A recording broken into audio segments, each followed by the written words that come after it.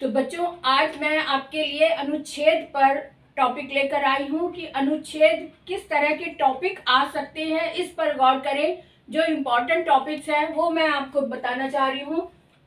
यहाँ पर हर पेपर में 3 ऑप्शन मिलेंगे अनुच्छेद लिखने के। 3 टॉपिक होंगे, उसमें से एक टॉपिक लिखना होगा आपको, और वो इस तरह से है।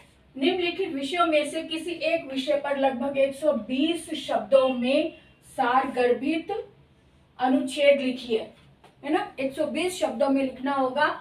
और जो इम्पोर्टेंट टॉपिक है वो है, एक है जंक फूड, जिसके संकेत बिंदु इस तरह से लिखे हैं। जंक फूड क्या होता है, युवा पीढ़ी और जंक फूड, क्योंकि युवा पीढ़ी आजकल बहुत ज़्यादा जंक फूड खाने लग गई है। जंक फूड खाने के दुष्परिणाम क्या है, इन पर आपको लिखना है 120 शब्दों में। ये एक हिंट दिया है कि ये चीज़ें उसमें आनी चाहिए।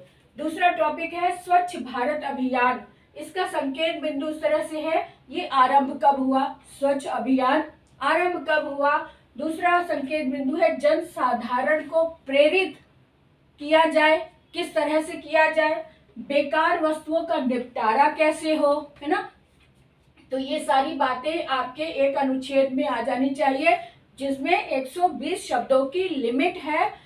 और 120 शब्द आप कैसे समझेंगे, वहां की जो शीट होती है, आंसर शीट जो होती है, उसमें आप थोड़ा सा बड़ा बड़ा लिखा करो, क्योंकि जो बहुत छोटा छोटा सा लिखते हैं उसमें मुश्किल से 1 पेज में भी या 1.25 पेज में भर जाता है। लेकिन कोशिश करो कि थोड़ा डिस्टेंस बना के, यानी कि 1 फिंगर का डिस्टेंस, 2 शब्दों के बीच में 1 फिंगर का डिस्टेंस बनाकर लिखो, तो थोड़ा अलग दूर दूर लिखा जाता है। और थोड़ा बड़ा होता है तो वो दिखाई भी अच्छे से देता है।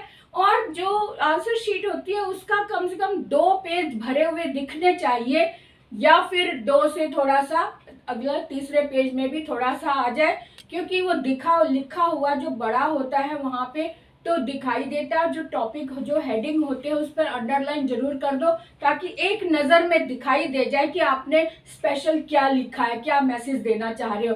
तो जो स्पेशल है उस पर अंडरलाइन जरूर करो और थोड़ा सा दूरी बना के लिखो। और पेज जो है वो 2 कम से कम जरूर भरे हुए हों, 2 नहीं तो मतलब 1.5 से थोड़ा अधिक लिखा हुआ हो नजर आता है, तो आपको मार्क्स भी अच्छे मिल जाते हैं। अगला टॉपिक है हमारे पास, भीड़ को संतुलित करने में मेट्रो का योगदान। ये टॉपिक है, इस पर संकेत बिंदु दिए हैं, यातायात और भीड़, प्रदूषण की समस्या, और मेट्रो रेल की भूमिका और मेट्रो के लाभ।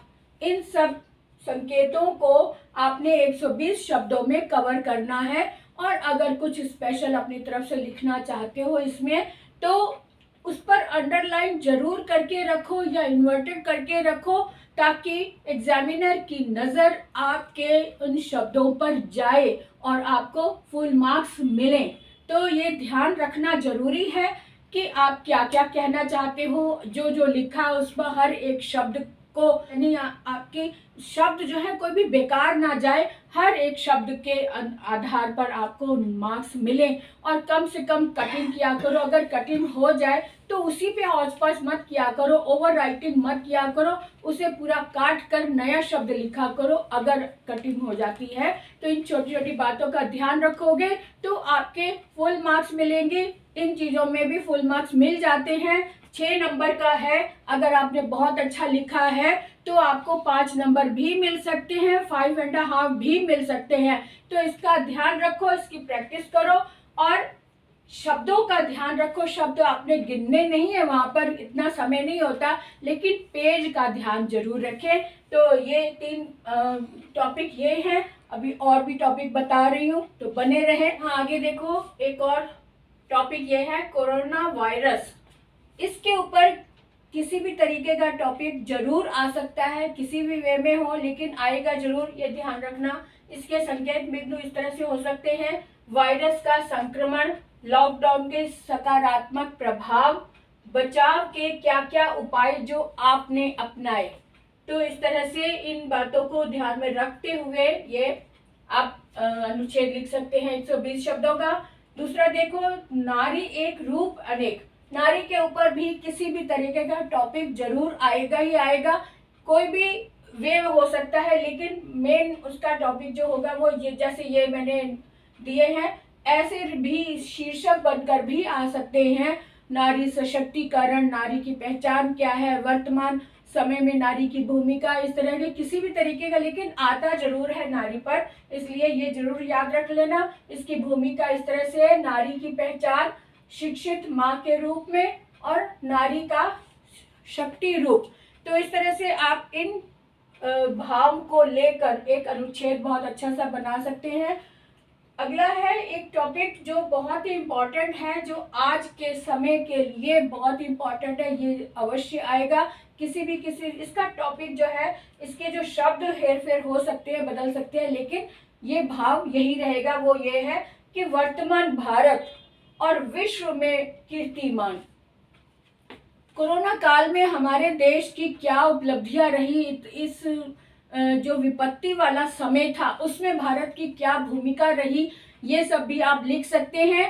और भारत ने क्या कीर्तिमान स्थापित किया, ये सब आप लिख सकते हैं वर्तमान भारत के रूप में। और इसके संकेत इस तरह से लें कि उपलब्धियां क्या क्या हुई, विदेशों में भारत की पहचान किस प्रकार बनी, और कोरोना काल में भारत की भूमिका क्या रही, ये आप सारा कुछ इसमें ऐड कर सकते हैं।